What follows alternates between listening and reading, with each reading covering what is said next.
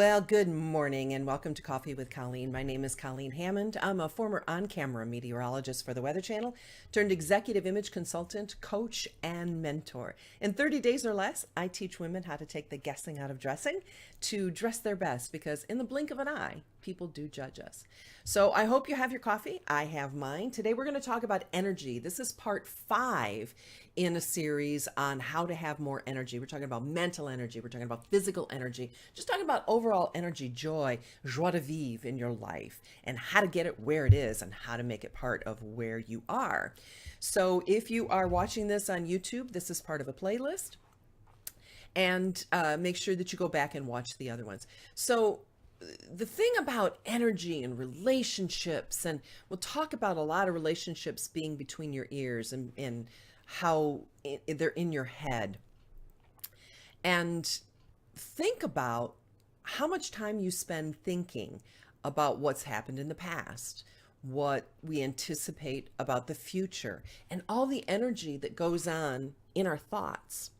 So that's why we're talking about mental energy as well as physical energy. So how much of your time is spent on live interaction, in the moment, in the here and now, being mindful? And that'll be something that we're discussing in a future show, is mindfulness. How many times is your mind swirling around regrets from the past or worried about fears for the future? A lot of that takes up energy. And, who's got time for that? So meditation can help us with being and being in the present moment. And when you're in that present moment, being able to focus on your relationships, because relationships matter. Your connections can help you or they can hurt you. They can give you energy or they can sap energy from you. And it's being able to have the emotional intelligence to know what part of your life is bringing you energy and what part of your life is sapping energy from you. So knowing where that is coming from and where that energy is going and where it's being sucked out of you is important when it comes to relationships, setting boundaries and having that energy. So they've noticed in life that people with more energy have better relationships, have more relationships, have more connection with their fellow human beings, whether online or in person. And we'll talk about social media and online in just a minute. So all of this holds true, these relationships, whether you're an introvert or an extrovert. So the more relationships, the more friendships, the more social interaction you have, the more energy you end up having in your own life, even if you're an introvert. Even if you're an introvert. So I found that really interesting. So they did a study on commuters on a bus or a train, just commuters in general that are commuting with the general public, right? And they divided them into 3 groups. So the first group was asked to they were the control group, just travel like you normally travel. The second group was asked to speak to strangers. So you're on the plane or the bus or whatever and speak to strangers that are commuting with you. And the third, we're just told to sit in solitude. No matter what you normally do, just sit in solitude, read the paper, or, have your nose buried in your electronic device or whatever, but just sit still and don't engage with those around you. So the people who were interviewed beforehand that were asked to speak with strangers said, this is going to be a bad day. I'm an introvert. I don't like speaking with strangers, or this is not going to turn out well. They predicted that they would have a negative experience.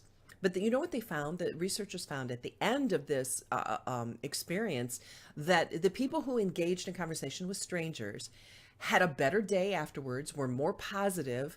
It went better than they thought it was going to be. And so their interaction with strangers was actually a positive experience that gave them energy and gave them a sense of well-being and joy. So even if something is irrelevant or you think is irrelevant as eye contact with the clerk at the store and giving them a smile or saying hello, waving to a neighbor as you pass by in the car. We live in the country. We wave to everybody. And my mom, when she's visiting, she's from the city. She goes, "Why? Do you know them?" I'm like, "No." She goes, "What are you waving to them for?" I said, "They're my neighbor. They're out here on my country road. I must know them. So you wave to people. Talking to strangers in a line instead of having your nose in your phone or digging through your purse or whatever, just, turning to the person behind you that you've never met before and just smiling and nodding or pointing at something in their cart and saying, "I've never had that before." Obviously you like it. Tell me more about it. So anytime you can engage in social interaction with a stranger, the ripple effects of that happiness and that exchange continue and go on and on and on and on. So even if you think it's a little wave, those ripples of happiness extend far outward. This is an interesting statistic. I really want to share this with you. Let me show you the power of interacting with strangers.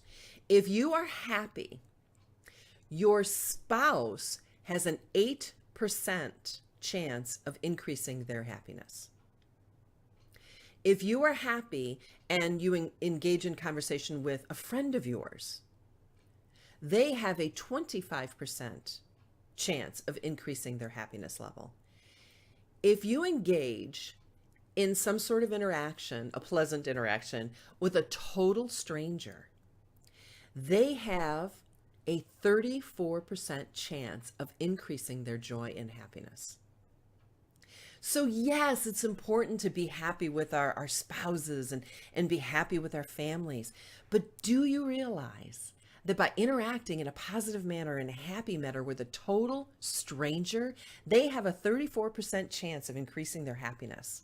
And if they increase their happiness, 34% of people are happier today because you waved at them, you smiled at them, you said hello to them in the line at Starbucks. They'll turn around and have a positive experience with another person, whether it be a stranger or not. And if they have a positive experience, their 34% of those strangers are going to have a positive experience. Can you see how the ripple effects of happiness are more powerful when you are interacting in a positive manner with an absolute stranger? That doesn't mean be mean to your friends and your family, but don't neglect stranger happiness. So there's stranger danger with children, but there's stranger happiness with adults. Feel free to engage with that. And speaking of children, by the way, when parenting, people who parent show that they have a higher level of happiness as well, because raising children brings deep joy and meaning into their lives. But be careful how you spend your energy in your parenting skills, because sometimes we take a shortcut that, like, oh, put them in timeout because it gets them out of my hair, but it doesn't solve the behavioral issues. So there's issues with that as well. But parenting actually brings more joy and happiness into people's lives. So volunteer work. So we're talking about reaching out with happiness to strangers. So yeah, you can do that by waving to somebody. Or you can, engage with a stranger in line. But how about volunteer work? What are the statistics on that? The volunteer work is actually higher.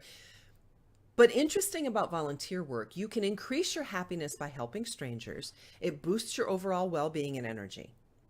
So people who engage in volunteer work and charity work have less inflammation and higher levels of antibodies in their bloodstream. So, is it chicken or egg, but still charitable work makes you feel better and live longer.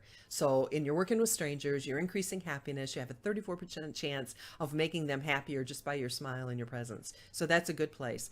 And what they have found is that your own personal satisfaction with volunteer work is higher when you actually focus and think about what you're doing.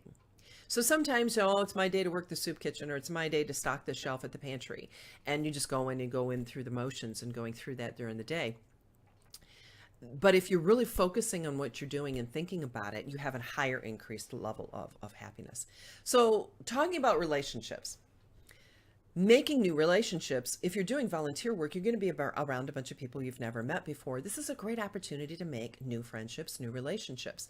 So whether it's a new relationship or strengthening an old one, there's two things that are key to increasing your energy level as well as your happiness level in your personal relationships. Again, in a new relationship or strengthening an existing relationship. Number one is laughter. Laughter is the best way to secure a relationship. The people who laugh together and the people who pray together stay together. So laughter is a great way to build a new relationship or strengthen an existing relationship. And that's what they have found in marriage relationships with your spouse. Anytime you can engage in fun activities and laughter with your spouse, the more you laugh together with your spouse, the stronger your marital bond becomes. So making sure that you're watching funny movies or smiling to each other, telling each other jokes, just those smiles and just those moments of brief laughter are going to increase your marital bond and your relationships. The second thing that will increase the bond in a relationship is being yourself. It also helps you with your energy level, because if you have to spend a lot of energy pretending to be somebody else or putting up a front, you don't have energy left with to deal with other people. So being yourself, being authentic, those people have a higher self-esteem afterwards, as well as to begin with. People that are more comfortable being themselves tend to have a higher level of self-esteem. But even people with low self-esteem who are starting to be more authentic and comfortable with themselves end up having a higher self-esteem after they expose their flaws and their vulnerability. So let's talk about social media, because social media can be a place where you can drain your energy or boost your energy levels, one or the other. They did a study of college-age women and found that the more time they spent on Facebook led to higher levels of eating disorders.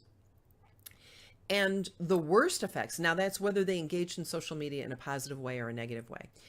The worst effects were those who engaged in social media looking for validation, posting, photoshopped pictures of selfies, looking for and checking and counting and seeing how many likes, comments, and shares they got on that picture. So women who were of college age that were posting on social media and then constantly looking at their status, they had even higher levels of eating disorders. So limiting time on social media for college age women seems to be a good idea, because the more time on social media, the higher levels of eating disorders.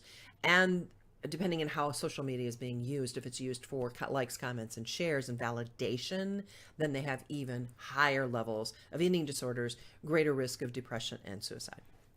So higher social media use is also directly correlated with a higher degree of marital conflict and divorce, as well as infidelity. So social media is a place that you have to monitor and set your boundaries. When we're talking about, I'll give you about 7 tips on how to set boundaries in just a second. But when social media is used to project your authentic self, then it boosts your energy levels. But if you're being inauthentic, it drains your energy levels. Also, what's interesting is people who engage on social media, they're commenting, they're not just sharing their own things, but they're going to other people's pages and commenting on their posts, show a higher level of energy and a higher level of happiness compared to stalkers and lurkers. So people who are passive on social media, who just got on social media and scroll through, show that saps their energy and it lowers their happiness level. So why is that? Maybe it's because they're comparing themselves and feel that they don't measure up.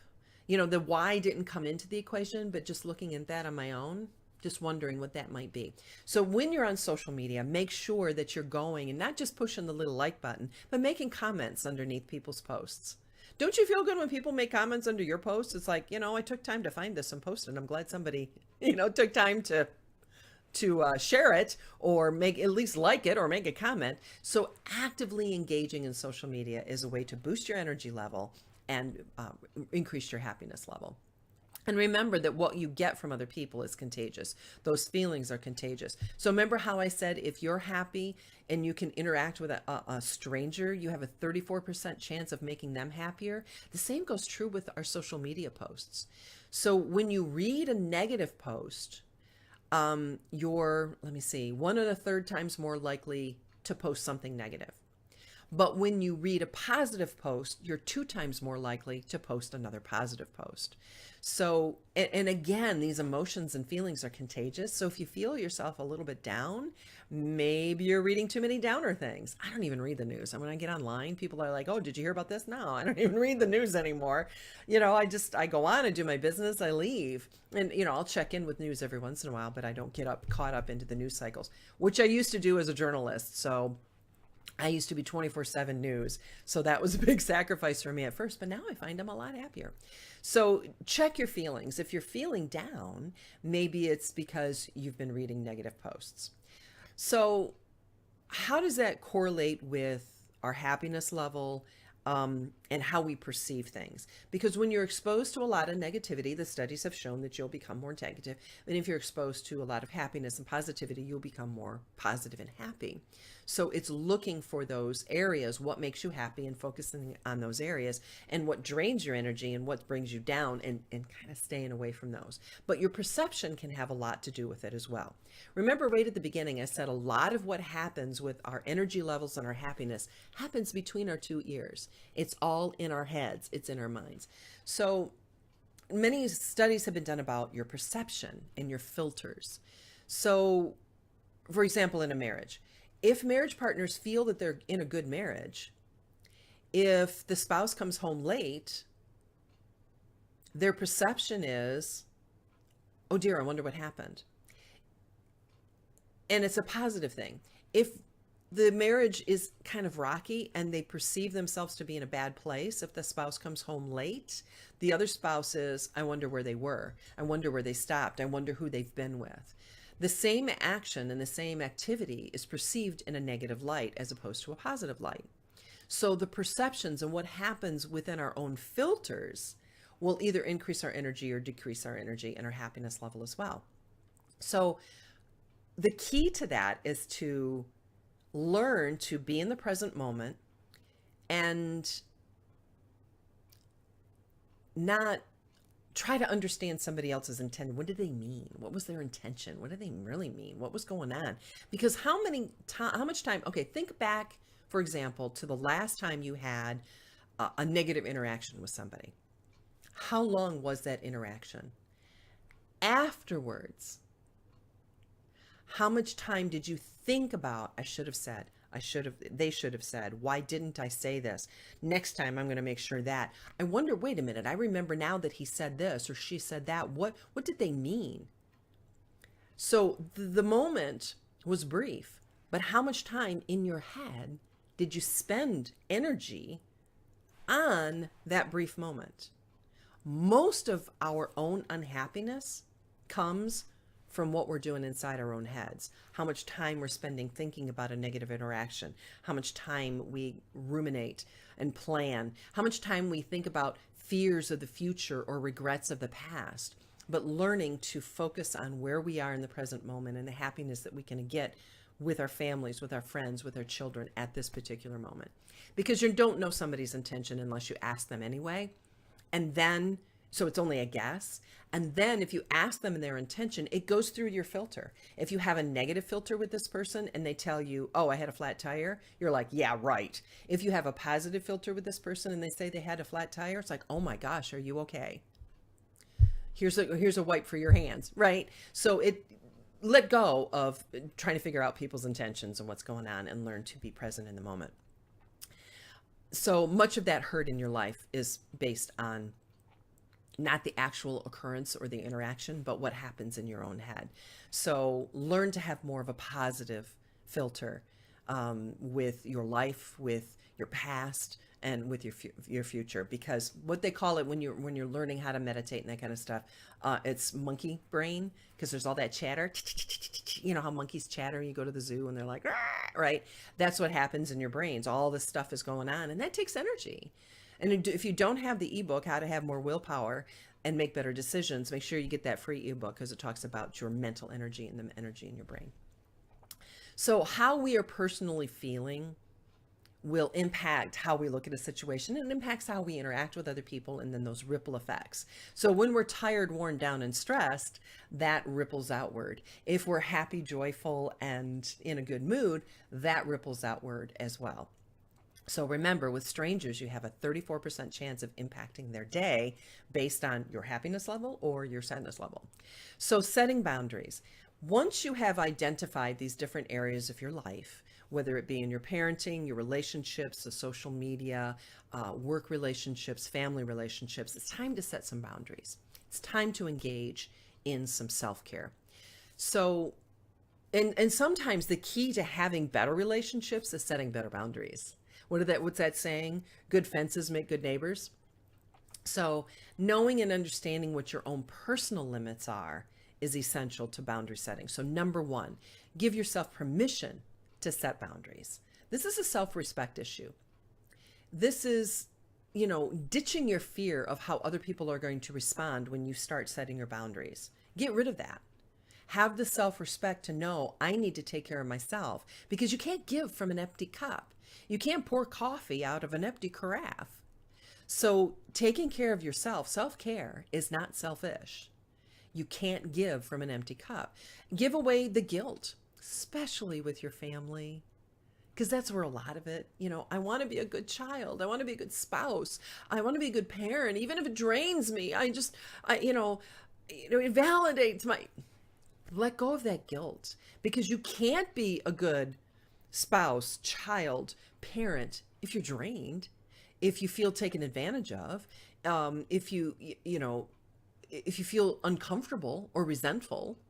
So setting those boundaries allows you to be better in all those different areas. So let go of that guilt and self-doubt. You have to release that self-doubt. So give yourself permission to set those boundaries as number one. Number two is defining your personal limits.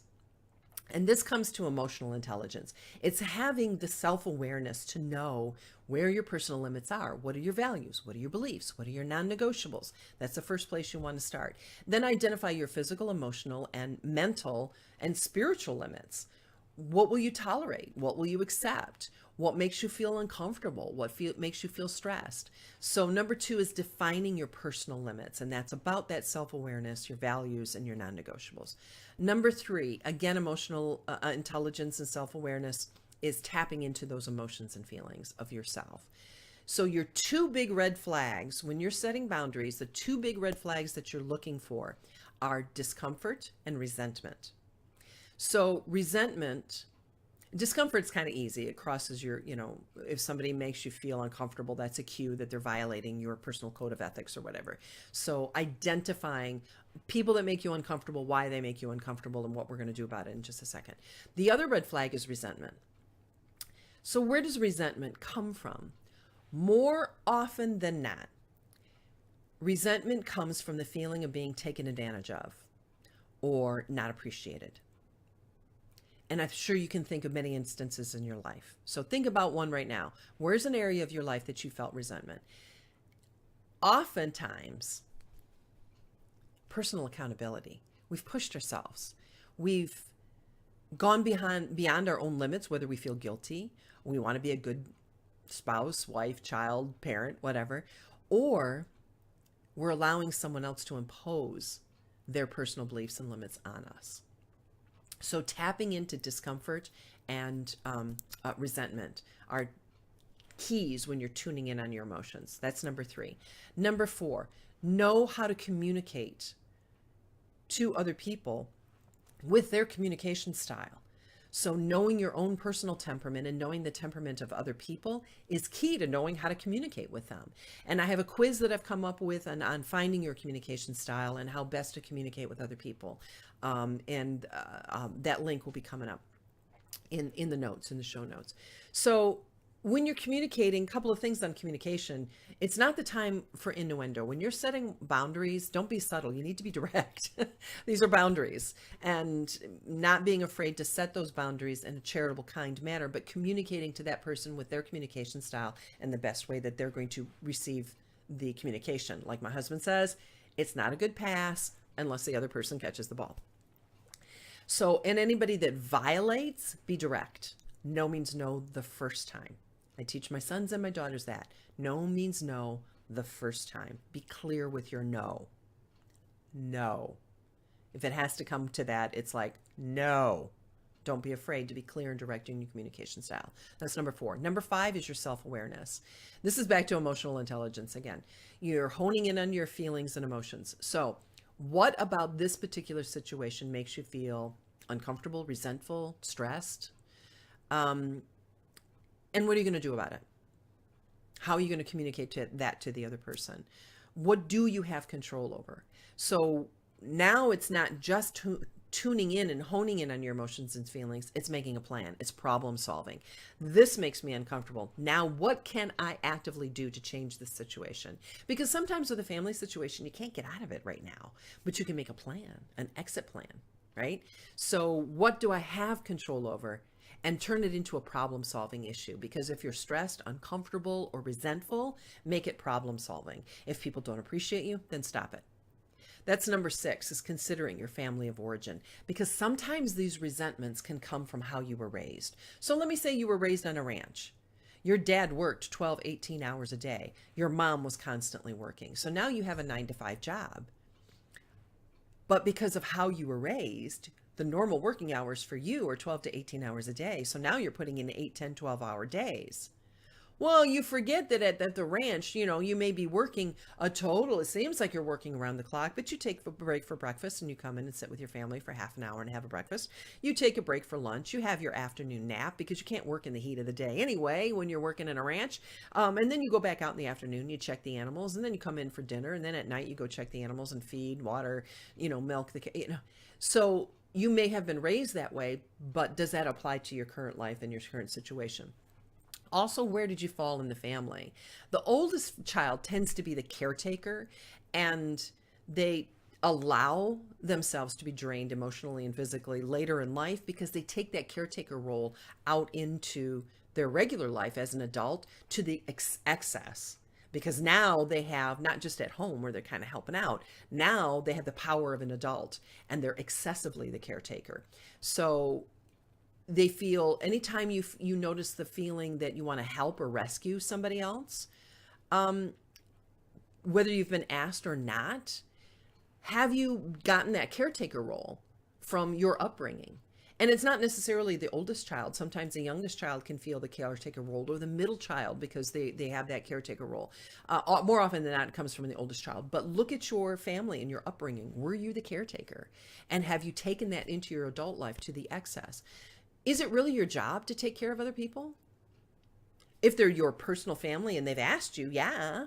I mean, if they're your children and they're under 18 and they're home, but if they're out and they're about, or they're strangers, or they're people at work, when you spend energy caretaking with other people, you're not looking after your own needs. And oftentimes that's what happens, where the resentment comes in, is those roles as our family of origin in our childhood that we've taken into adulthood, and they don't fit in adulthood. They may have worked in our families growing up, but they don't fit in our adult life. And one of the biggest causers of stress and resentment is the caretaker role. So ditch that.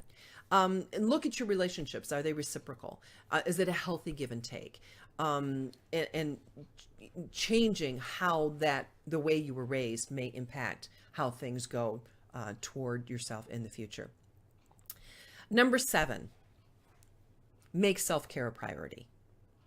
So once you have learned to establish these boundaries and tell people what your boundaries are, and you communicate those boundaries to other people, you've looked at the situations that make you uncomfortable, that bring you stress, that bring resentment, and you've decided that I'm not going to be stressed, I'm not going to be uncomfortable, and I'm not going to feel resentful anymore. I'm setting my own boundaries so that I don't have to spend energy feeling uncomfortable, resentful, or angry. Now we need a list of self-care. This again goes back right to the beginning, giving yourself permission to set boundaries. Give yourself permission for that self-care, because again, you can't pour from an empty cup.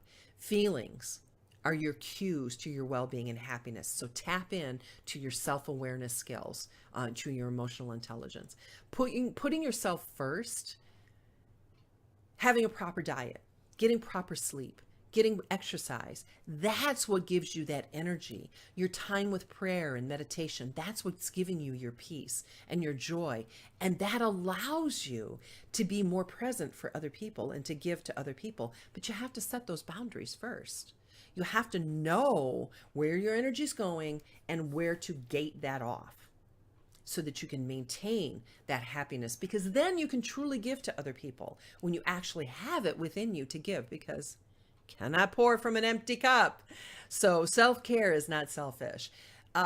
It makes you a better spouse. It makes you a better family member. It makes you a better friend. It makes you a better coworker when you take care of yourself, because then you have more to give. So make a list. Jot down a list in a spiral notebook or in your journal or on a Post-it note. Make a list of self-care things that make you feel pampered, that give you that energy, and that, whether it's a massage, whether it's, I had a friend of mine that she lived on about 70 acres, And she would tell her children, okay, well, I'm going to go pray at the church. Does anyone want to go with me? And they were like, no. She would grab a book and go drive down to the end of her driveway and sit in her car underneath a tree, or sit underneath a tree and read a book. And that was her private time.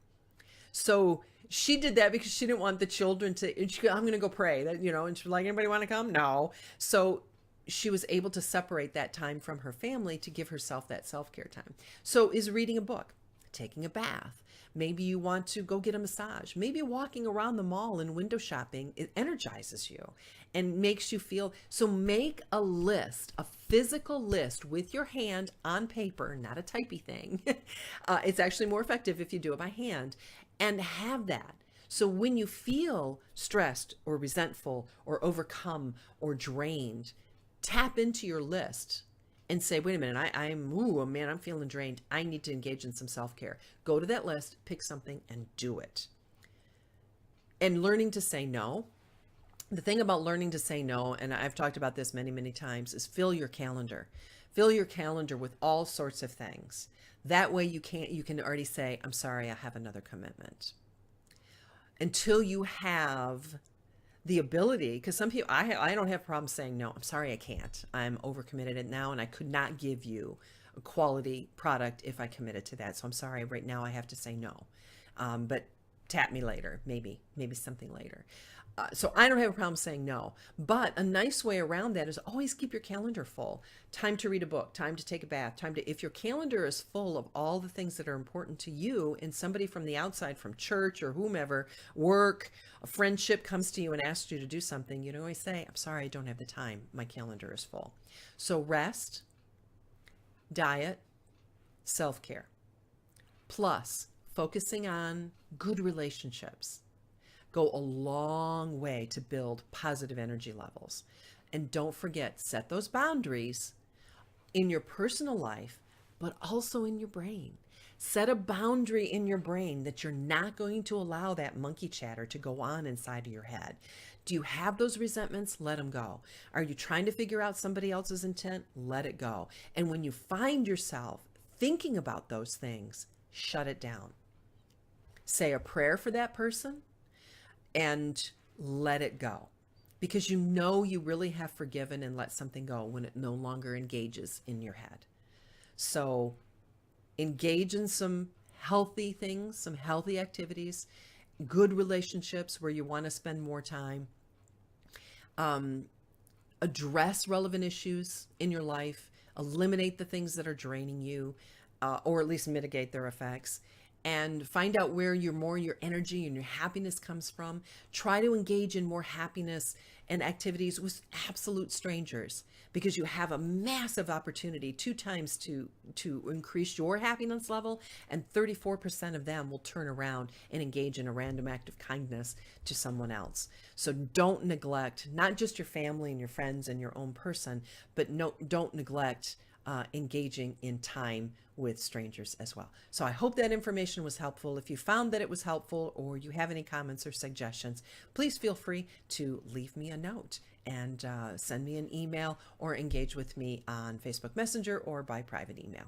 So, and if this information too was helpful for you, share. Well, hopefully other people will gain some knowledge too. All right. Thanks for joining us, and we'll see you tomorrow.